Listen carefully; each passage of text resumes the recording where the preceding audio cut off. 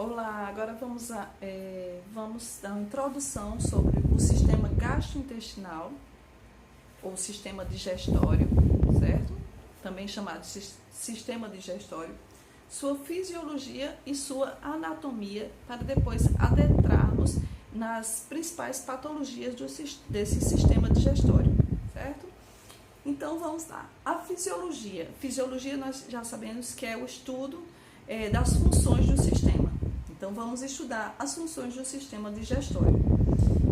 O sistema digestório é constituído por vários órgãos que levam o alimento e realizam sua digestão, absorção de seus nutrientes. Fazem parte do sistema digestório humano a boca, a faringe, o esôfago, o estômago, o intestino e o ânus. Quais são as funções do sistema digestório? As funções do sistema digestório são a absorção. Ela é feita a partir da absorção de nutrientes na digestão de alimentos que asseguram a manutenção dos processos vitais do organismo. Essa absorção começa a partir da boca, certo? Então, por isso, anatomicamente, falamos que o sistema digestório, a boca faz parte do sistema digestório. Há também a transformação.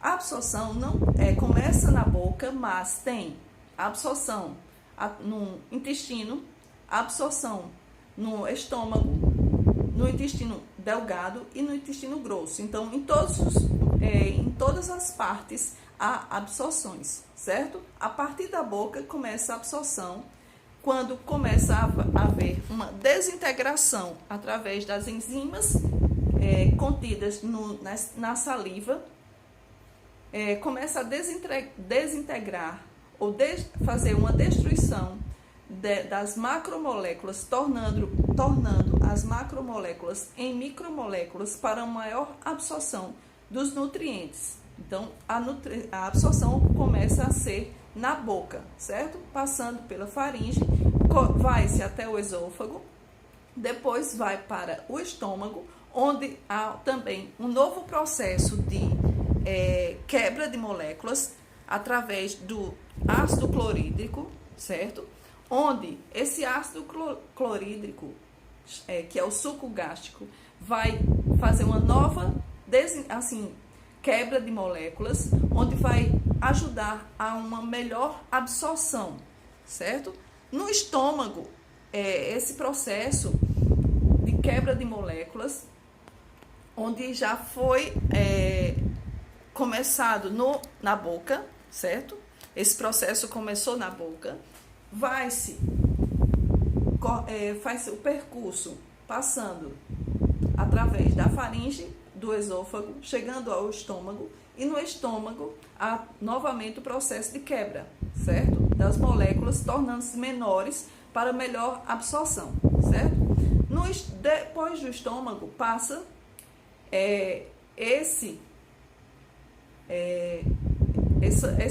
processo, começa na boca com o bolo alimentar, certo? Quando chega no estômago, esse bolo alimentar se transforma em quimo, certo? Esse quimo é enviado através de um movimento de peristaltismo para o estômago, para o intestino delgado. No intestino delgado existe um jejum duodeno e íleo, certo? Então, nessas três cavidades que estão presentes no intestino delgado, o duodeno, jejum e íleo, vai-se haver também uma absorção de nutrientes. Depois passa-se para o intestino grosso, onde haverá absorção principalmente da água, certo? E aí por diante. Mas vamos observar bem direitinho cada processo, tá? A transformação, então, a função do sistema digestório. Importante saber das funções. Primeira, absorção. Justamente absorve os nutrientes para manter as funções vitais do organismo. Há uma transformação, como eu já falei anteriormente, das macromoléculas alimentares ingeridas, proteínas, carboidratos em moléculas de tamanhos e formas apropriadas para serem absorvidas.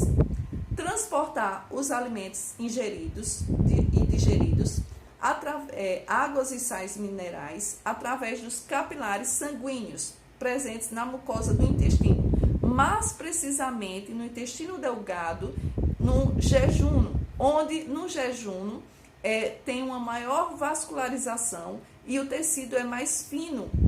Então, é no jejum que há uma maior absorção já do alimento digerido e triturado. E a quebra das moléculas é maior e aí eles estão mais prontos para serem absorvidos e levados pelos capilares sanguíneos para as demais partes do corpo. E, por fim, a eliminação dos resíduos alimentares, que são digeridos e não absorvidos, ou seja, quando nós absorvemos, passa por todo aquele processo de absorção, transporte, transformação, o que não tem mais eficácia para o nosso organismo, ele é eliminado, certo? Então, não são digeridos e não são absorvidos em conjunto com o resto de células descamadas do trato gastrointestinal e substâncias secretadas na luz do intestino. Então, o sistema digestório é composto, como eu já falei, pela boca, faringe, esôfago, estômago, intestino delgado, intestino grosso, reto e ânus.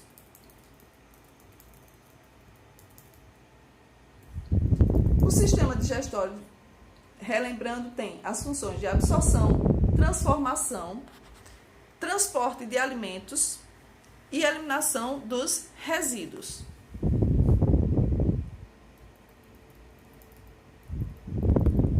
Então, o sistema digestório, a digestão começa na boca, certo? O sistema digestório é um canal que ele estende da cavidade bucal ao ânus, que pode ser também chamado de trato gastrointestinal. Desculpa.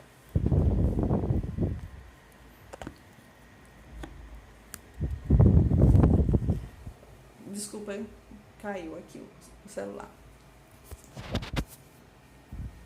Então, tem os órgãos que fazem parte do trato gastrointestinal, que é boca, a faringe, o esôfago, o intestino delgado, o intestino grosso e reto e ânus.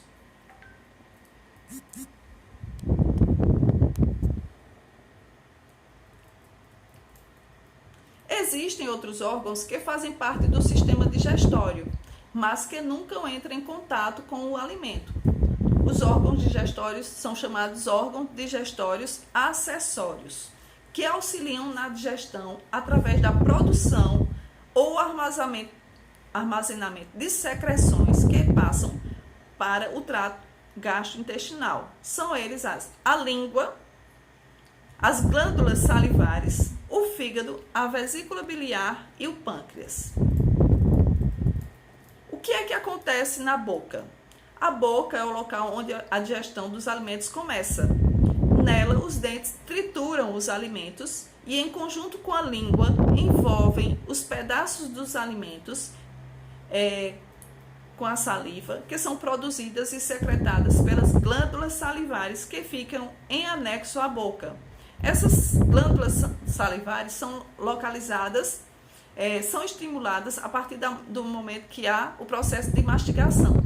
Então, são a amilase ou a pitialina, que é uma enzima que ajuda a quebra das macromoléculas em micromoléculas, certo?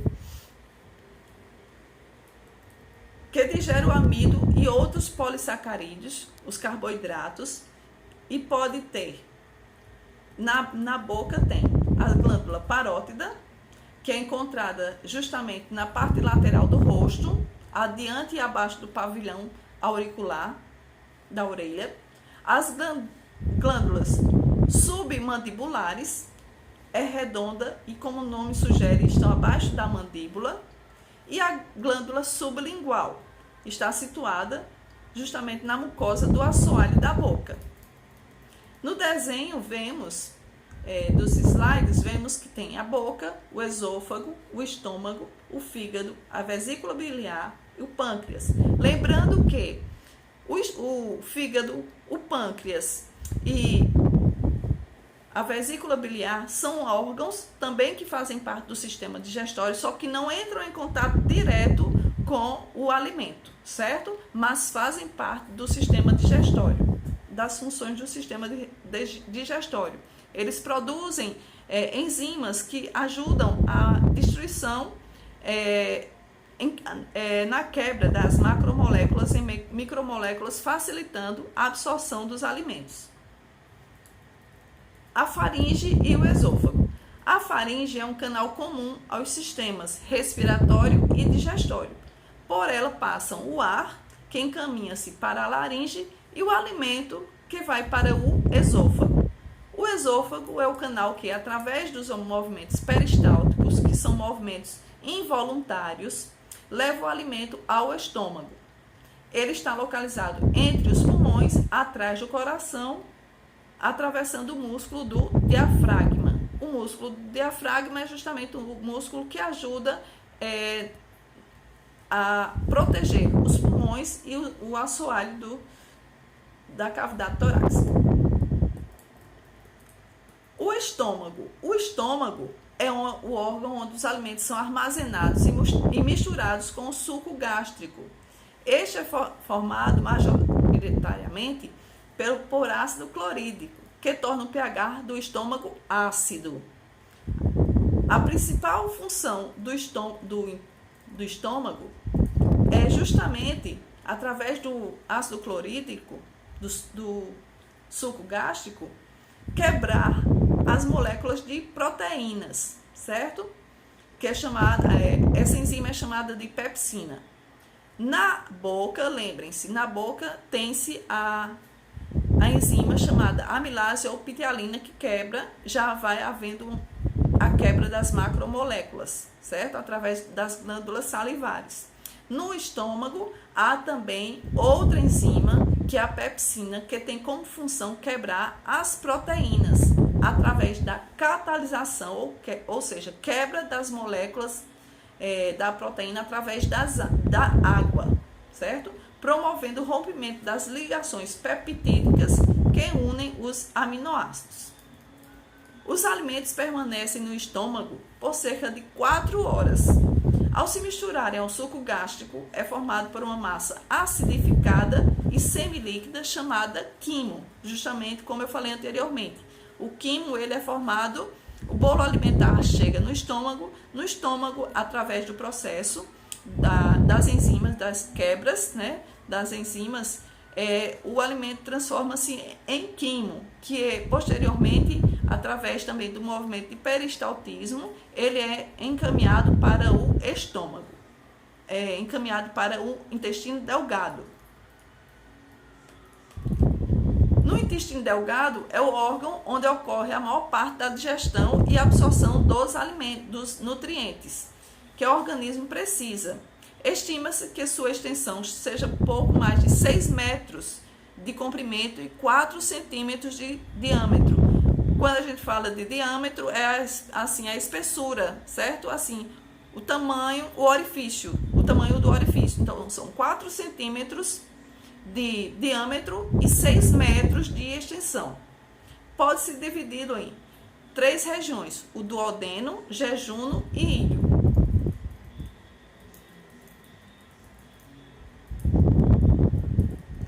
Qual a função do duodeno?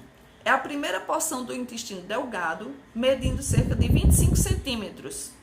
É nessa região onde a digestão do quimo ocorre predominantemente através do suco pancreático, secretado pelo pâncreas. Aí a atuação dos órgãos anexos que não entram diretamente em contato com o bolo alimentar nem com o alimento, porém já atuam como ajuda na quebra através do suco pancreático. O pâncreas libera o suco pancreático e quebra através da hidrólise também, da quebra através da água, de grande parte de moléculas do alimento. No duodeno é onde atua também a bile. a bile é secretada pela vesícula biliar, certo? E ela serve como um detergente, ou seja, a quebra das gorduras. Há uma lipólise, ou seja, é uma quebra das gorduras, dos lipídios, certo? E também no jejum, é a continuação do duodeno, é denominado dessa forma, pois sempre que é aberto encontra-se vazio. Mede cerca de 5 centímetros e possui a parede mais espessa, ou seja, mais fina e mais vascular do que o íleo. É nessa região onde ocorre a absorção da maioria dos nutrientes pelos capilares sanguíneos presentes na parede da mucosa, nutrindo todas as células do organismo. Então, lembrem-se, é num jejum que encontra-se no intestino delgado, que é a maior absorção dos nutrientes que vai nutrir as células, porque passa para os capilares sanguíneos. E por fim, o íleo é a última porção do intestino delgado, sendo a continuação do jejum, medindo cerca de 1,5 centímetros, sendo mais estreito e possuindo túnicas mais finas e menos vascularizadas que o jejum. O que não foi absorvido no jejum, o que não foi absorvido, como a água e o resto da massa alimentar, o quimo, que possui principalmente as fibras, é direcionado para o intestino grosso, certo? No intestino grosso, o intestino grosso é o local de absorção da água, tanto a ingerida quanto a água que provém das secreções digestivas, o suco pancreático, a bile, das glândulas salivares, entre outras, medindo cerca de 1,5 metros de comprimento e 6,5 de diâmetro. A absorção de água ocorre rapidamente, de forma que em mais ou menos 14 horas a consistência do material se torna consistência própria do bolo fecal. Importante lembrar que, se fizermos a soma do intestino delgado com o intestino grosso, haverá o comprimento total de 7,5 centímetros de intestino, entre o intestino delgado e o intestino grosso. Quais são as funções do intestino grosso?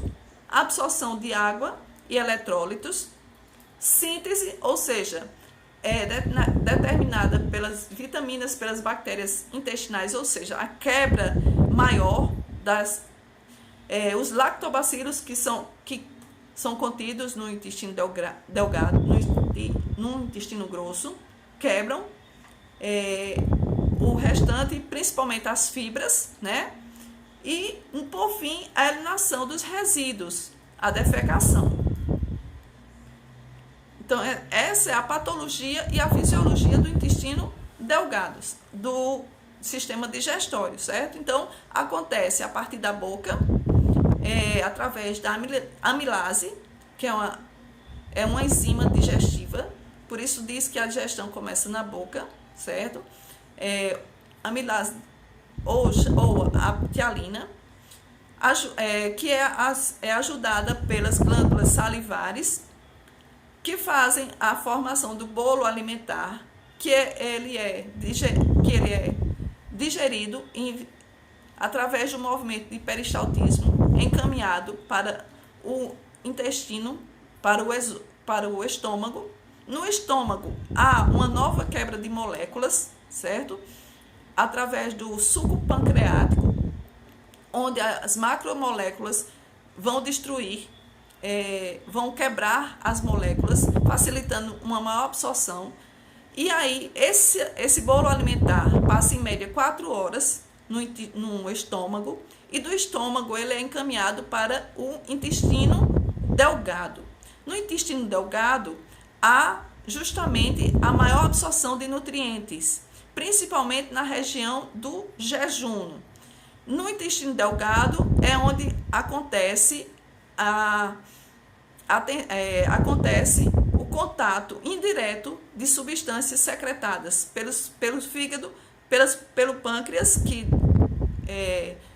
libera o suco pancreático, e a vesícula biliar, que libera a bile, que serve também como quebra tanto fazendo o processo de hidrólise como lipólise, quebra das macromoléculas de água e de gordura.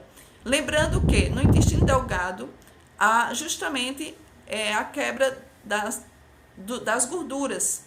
Então, a bile serve como um detergente, certo? Então, é importante lembrar que quando uma pessoa faz uma cirurgia de vesícula e faz a retirada da vesícula, tem que diminuir a quantidade de gorduras que ingere. Por quê? Porque como já não tem mais a vesícula biliar que libera a bile para fazer com que haja uma quebra das gorduras, às vezes as pessoas podem ser acometidas por problemas como aumento das taxas de colesterol e aumento, dores, certo? Diarreias. Por quê? Porque não tem mais a bile para secretar justamente a enzima capaz de digerir, quebrar as moléculas de gordura, certo?